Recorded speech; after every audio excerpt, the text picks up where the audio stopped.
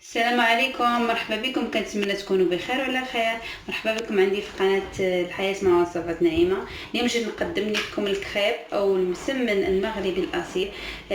كنتمنى يعجبكم وينال الرضا ديالكم. بقاو معايا حتى لاخر الفيديو باش تشوفوا المقادير والطريقه ديال التحضير تاع هذا الكريب.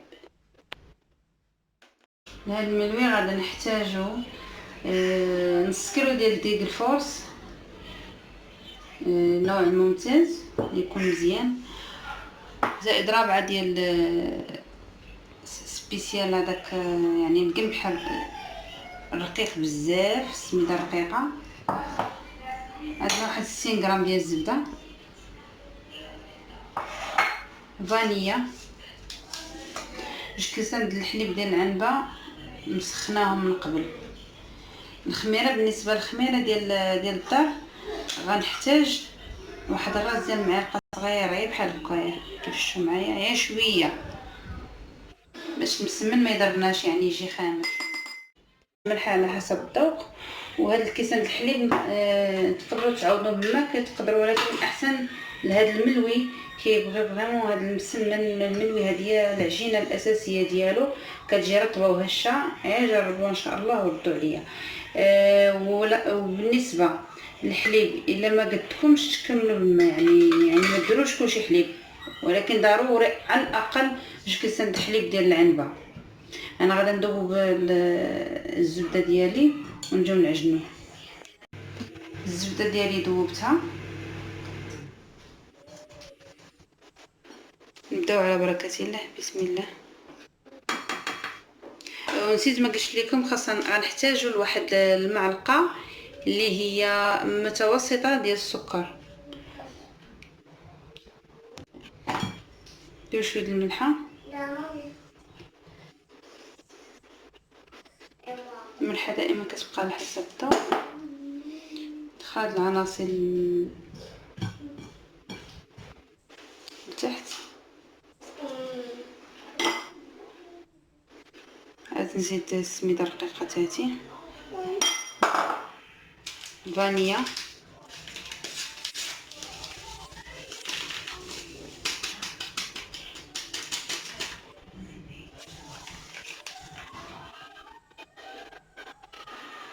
ما كنمشيش العناصر الخضراء. شو معايا، دونك انا غنبدا نعجن ديريكتومون. ديت الكاس الاول ديال الحليب، ماشي شحال غتهز معانا، واش كاس ولا جوج ولا،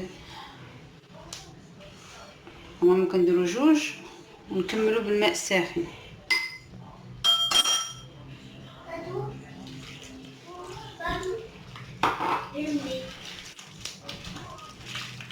بعض المرات على حسب الدقيق، بعض المرات راه نص كيلو ديال الفورص وربعه ديال السميد الحرش كيكون كافي باش يعجن لينا الكميه اللي عندنا كامله.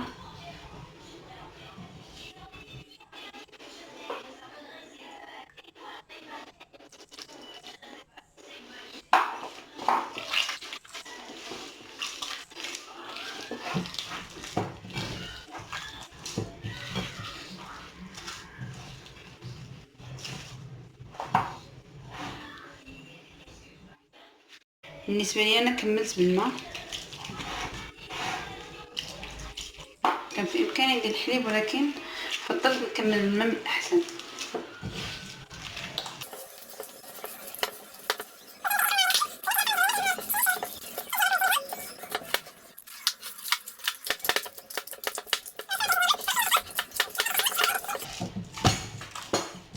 خليها ترتاح، عاد ندوز نعاود ندلكها شويه، عاد نقسمها كوارث وندير فيها المسمن ديالي. بعد ما طاعت العجينه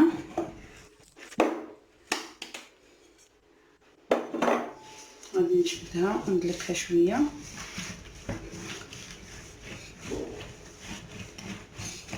متحتاجش كاع الدلك، غير شويه ندمج مع بعضياتها.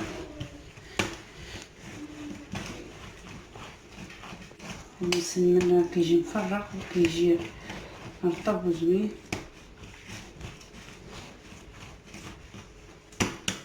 الحليب كيلعب دور كبير، كيرطب لينا الخبز مزيان. عندي هنا الزبده والزيت بحال هكا، وندير كويرات.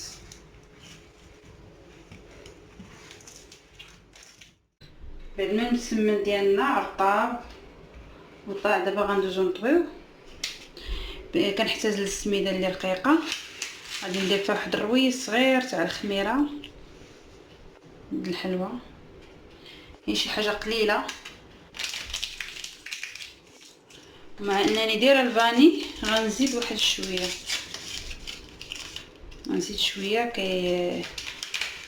كيجي زوين ملي كتفرق به. انا بس كتقدروا تكملوا الفانيه كامله. زائد الزبده والزيت اللي ديجا صاوبتهم ذوبتهم. صاوب هذا الخليط ديالي،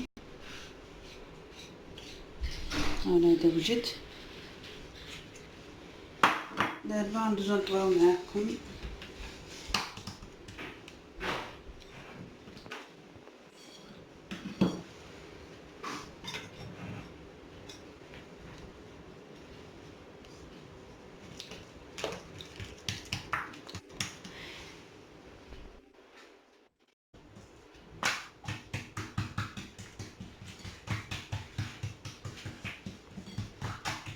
انا كنسرحو بهاد الطريقه،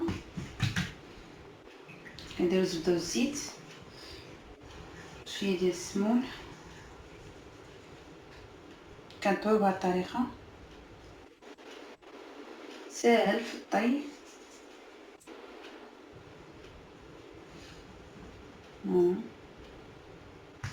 دائما مع الزبده والزيت والسمون باش كيجي مفرق. كنجيب هذه هنا زائد الاخرى فوق منها، عطنا شكل مربع كلاسيك العادي. استعملنا الطريقه.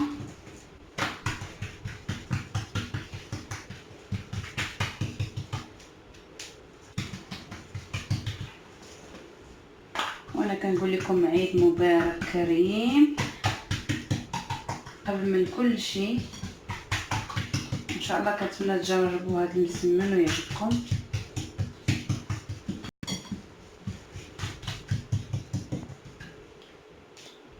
دائما الزبده والزيت والسميده نفس الطريقه. بالنسبه لاول مره كيشوف القناه ديالي كنتمنى يتشارك فيها ويدعمنا بلايك. الى عجبته القناه بطبيعه الحال كما اقول دائما. فوالا كنجيبو الاول هنا، الثالث فوقو، درنا مربع.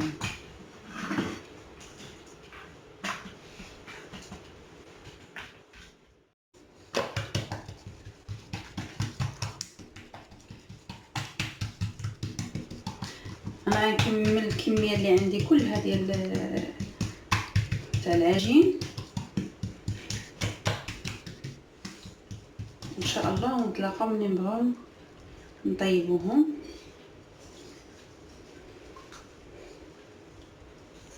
كيف شفتوا طريقه طهي سهله على 4.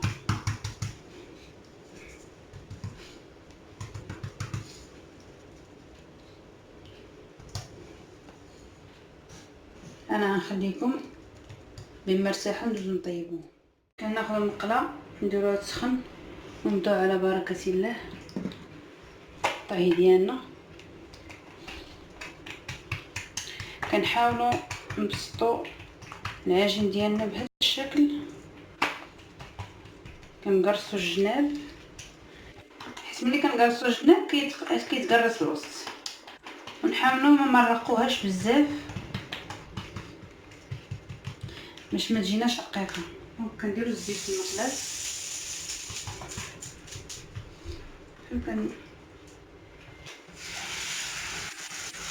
كنحط نحطو المسمن ديالنا بهذا الشكل.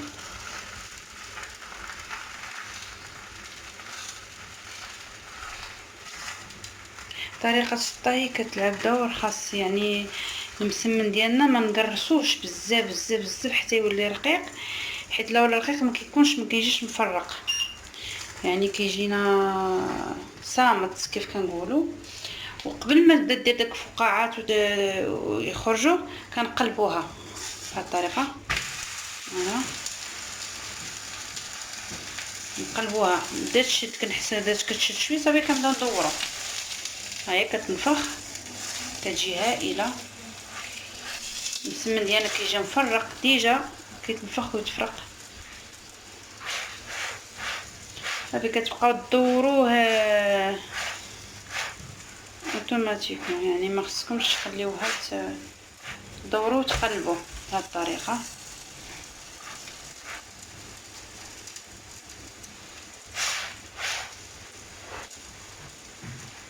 صافي حتى تحمر من الجوايب بجوج، وعاد تحيدوها. كنحيدها غندير معكم وحده اخرى. قلت لكم ديما كتقرصوا الجوانب بهذه الطريقه.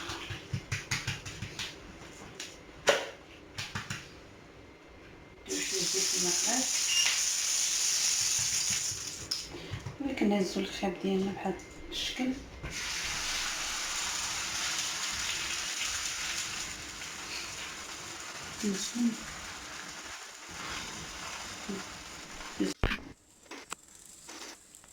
صافي قبل ما قلت لكم ما دير الفقاعات كنقلبوها بهذا الشكل،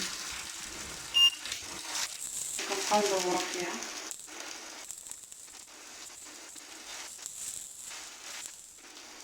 السمن كيجي هش وكيجي مفرق وهائل.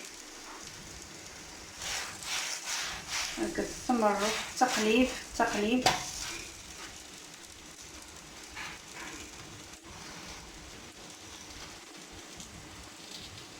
هذا المنبر كنقدم التحيه لصديقاتي العزيزات اللي معايا في لاشين متابعيني.